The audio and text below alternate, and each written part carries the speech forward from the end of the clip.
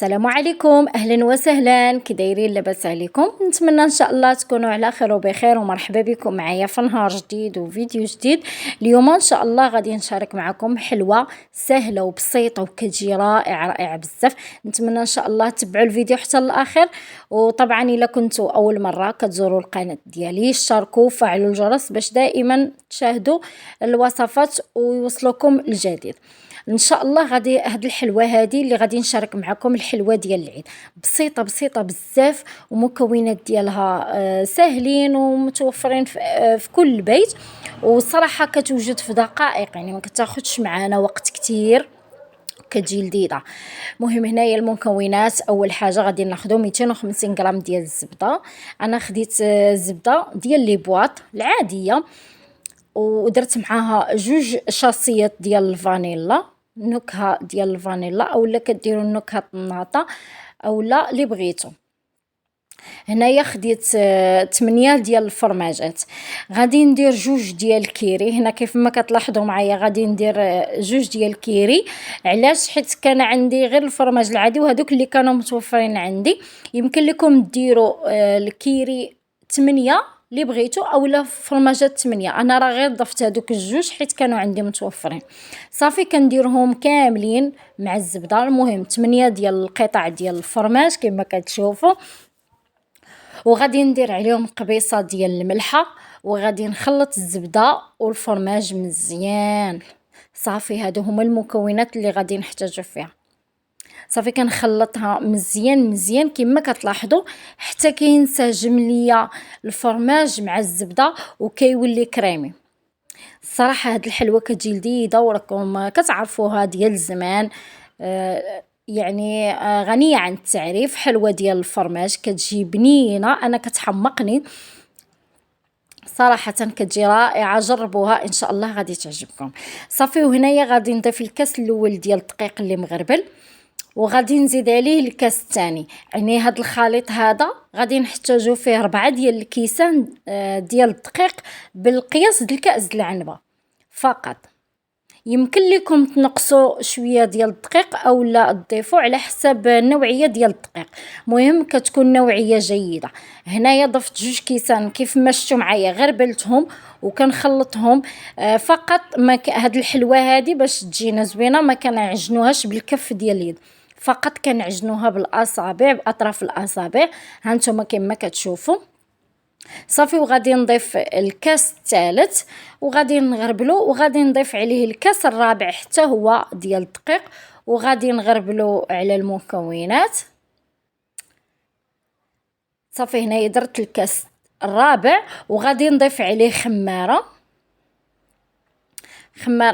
من وزن 8 غرام.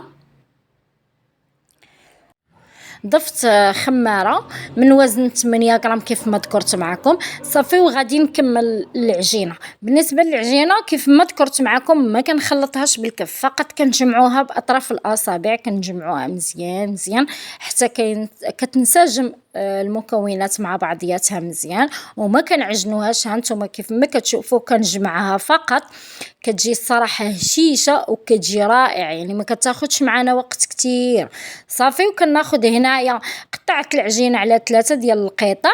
صافي وكناخذ هنايا كنحربلها بهذا الشكل هذا كما كتشوفوا، كندير لها حربول.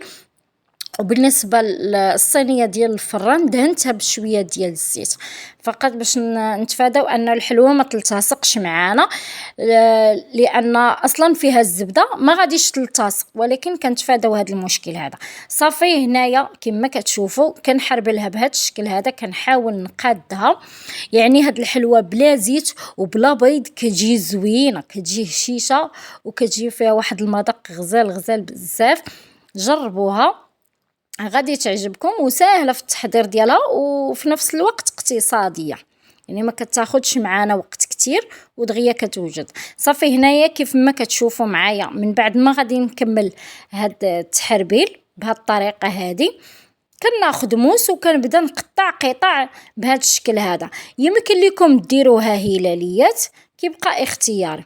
صافي انا اختاريت نقطعها بهاد الطريقه هذه، عجبني الديكور ديال الاوفال. صافي وقطعتها بهذا الشكل هذا. كتجي زوينه بزاف. وهنا في هذا الاثناء راني درت الفران كيسخن، ضروري الفران يكون سخون عاد كندخلوا الحلوه ديالنا طيب. صافي هنايا غادي نستمر حتى كنكمل كل شيء، وعاد غادي ندخلها للفران طيب. من بعد ما غادي طيب غادي نخرجها ونخليها على جنب. صافي هنايا كيف ما كتشوفوا معايا كنكمل العجينه بهذا الشكل هذا.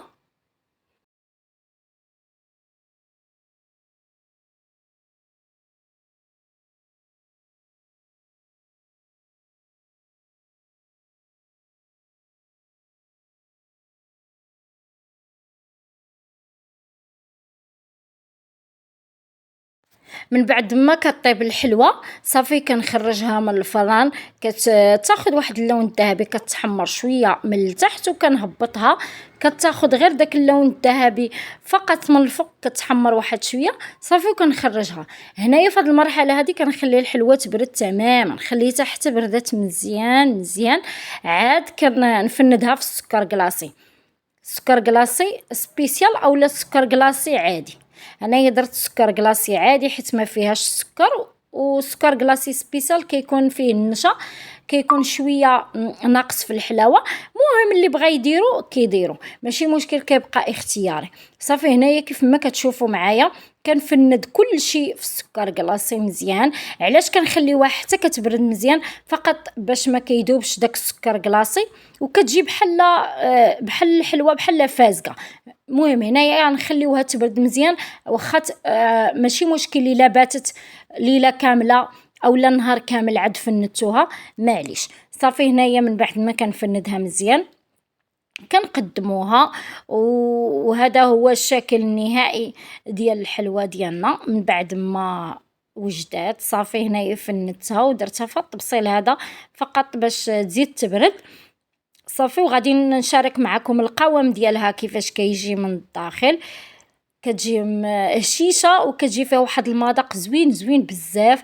جربوها غادي تعجبكم ان شاء الله. وهنايا كنقول لكم وصلنا النهايه ديال الفيديو، وكان هذا هو الشكل اللي شاركت معكم اليوم. نتمنى يعجبكم. وبزاف ديال الحلويات اللي راني دايراها في اليوتيوب غادي نخلي لكم الرابط ديالهم في صندوق الوصف. وبسلامه عليكم ونشوفكم في لا فيديو الجايه ان شاء الله.